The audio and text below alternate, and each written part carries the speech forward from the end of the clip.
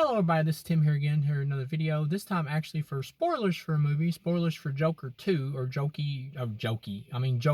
Folie Ducks, or Deluxe, or however you say it, some type of French word. But this is spoilers for the movie, and I know right off the bat that some people aren't going to believe me when it comes to spoilers or whatever, but if you go back and watch one of my other videos, which I did about Terminator Dark Fate, I did a spoiler video for that like months before it came out. So I'm creditable in terms of like when it comes to spoilers for movies and stuff like that. Like I am credible because I do know people who get to see films early, and I know someone who got to watch this at the Venice Film Festival. And so somebody might ask, why did you want to do a spoiler video for this? And honestly, I kind of want to do a spoiler video for it just because I feel like putting it out there for people who are curious about the movie, but maybe a little hesitant. This is what this is really for. And also at the same time, I am warning people up front. This is going to spoil the movie. So if you don't want to know what happens in the movie, why the hell are you watching a spoiler video? I mean, I don't know. So this is for people that are maybe a little hesitant about the film. It's almost like a warning. I just want to say what the movie's about is it's really a courtroom drama, really. Sorry. It's about Joaquin Phoenix's Joker, and you got Lady Gaga's Harley Quinn. She doesn't go by Harley Quinn in the movie. Her character's name is just Lee. I suppose that's a way just to ground the film more into this Joker universe. They don't want to call her Harley Quinn, just call her Lee. That really isn't a big deal to me, to be honest. I'm not really bothered by that. But yeah, she's just called Lee, and basically in the film, you know, her and Joaquin Phoenix obviously form a bond and all that. And most of the film is actually a courtroom drama about the courts trying to decide, is Arthur actually crazy or is he sane? Because if he's sane, they're going to give him the death penalty for the crimes that were done in the first movie. That's basically the plot. Okay, you go throughout the movie, you get a lot of musical numbers, stuff like that are in the characters' heads and how they emote with each other, especially for Harley Quinn and Joker, and how they emote pretty much. And you get an idea about the celebrity of Joker and how Joaquin Phoenix's Joker like feels about that and everything. And at some points in the movie, he doesn't like it, and at other points in the movie, you know, he's kind of loving it, but then it kind of turns on him. He's not really into it anymore. You kind of see a little bit of that in the trailer where he's like being chased or whatever.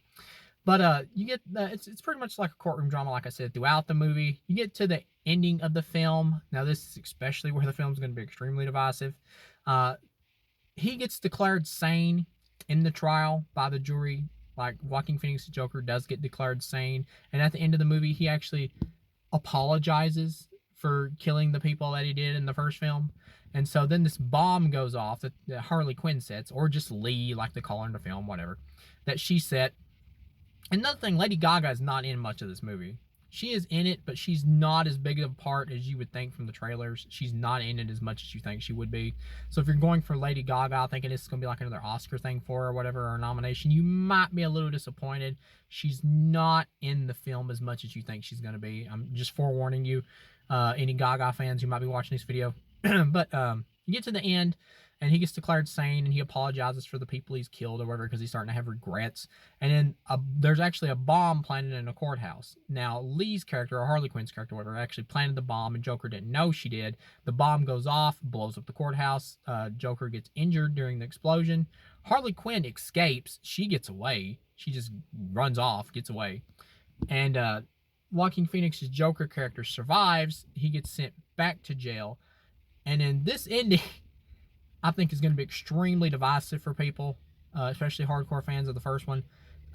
When it comes to the ending, Joaquin Phoenix's character, he's in the prison, and he just gets stabbed to death by a random inmate. That's how it ends. He dies at the end. He gets stabbed to death by a random inmate, and after he's dead, the random inmate just walks up to him, draws a smiley face on his dead body, walks off. Cue to cut the credits. That's the end of the movie. That is literally how it ends. No bullshit. That is the ending of the movie. I know some people aren't going to believe me, but that is truly the ending of the movie. That's why you see some critic reviews, or a critic review that's been out, where it says, I think the movie like hates its audience or whatever. That's what they're talking about. This movie is an anti-sequel. It is a fuck you to people who like thought Arthur was like this cool character, or like ultimate badass or whatever in the original or something like that. It's an anti-sequel also in the sense that what it's really trying to do is it's trying to be an FU to like anybody who thought that Arthur was like, that he was like this, that thought the first movie was like an incel hero movie where Arthur was being portrayed as this hero or whatever. What they're doing here It's obvious is what Todd Phillips is doing is he's trying to show that no, Arthur is not a hero. He's not someone to be looked up to. He's not this cool character. They're trying to do a statement. That's exactly what they're trying to do. They're trying to do a statement about the fact that no, Arthur is really just a loser. He's a loser. That's what they're saying.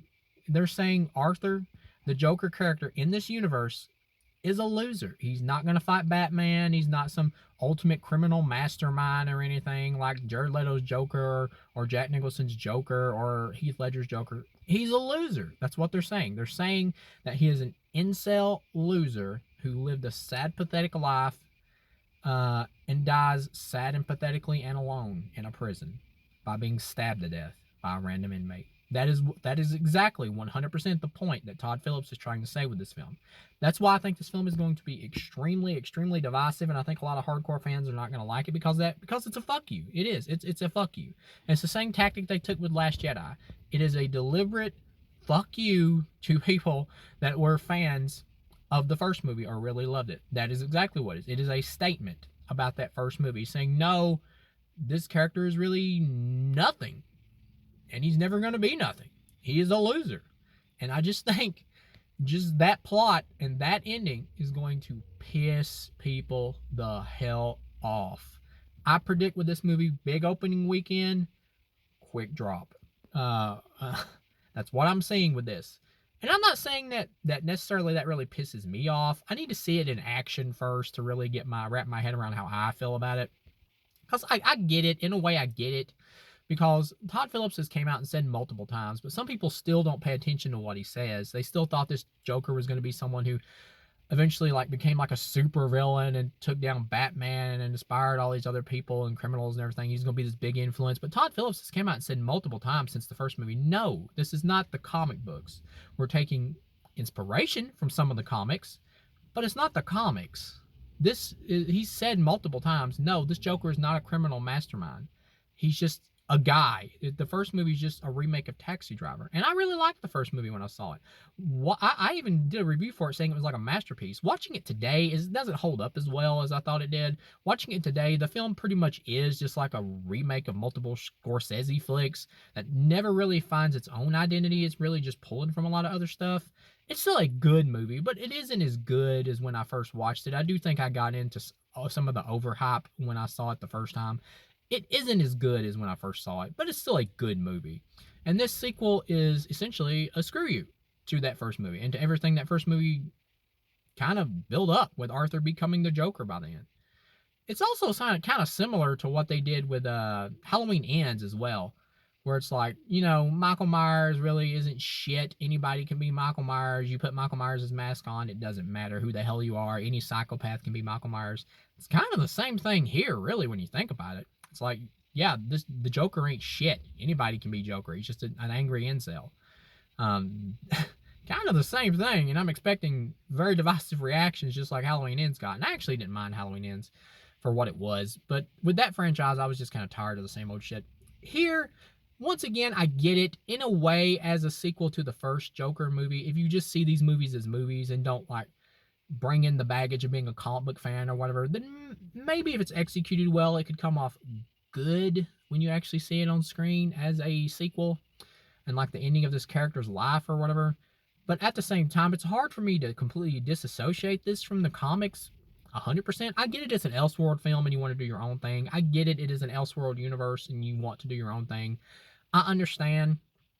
At the same time, if you alter something so much, then doesn't it kind of stop being even what it was? If you do an Elseworld film where the Joker's a robot or something, then is it still the Joker even though it's an Elseworld film? It could just be any random character. And that's kind of the way I feel about this. It's well, you've altered the story so much that why even call this Joker? This could just be Bob the Insane Guy. And I remember having a little bit of that problem with the first movie, because when I saw the first one, a lot of people were like, oh, it's such a new take on the Joker and everything. I'm like, he doesn't entirely feel like the Joker by the end of the movie, because in that movie, most of the people that he's killing are assholes. It is an angry incel story, no matter how much you like that first film, and I liked it. But that is pretty much what it was. At the same time, I don't think the answer is doing an anti-version of the first movie like The Last Jedi. I don't know. I'm not digging this plot. Not digging it. So and And another thing is, I think Joaquin Phoenix is probably like, I don't want to keep doing these. I don't care how much money you offer me. I feel like he probably deliberately signed up for this because he seems like the type of guy that would deliberately sign up for this just for the purpose of being an anti-sequel, just being a fuck you movie. Like, it feels like he might have even requested to be killed at the end just so he doesn't have to worry about doing any more of these.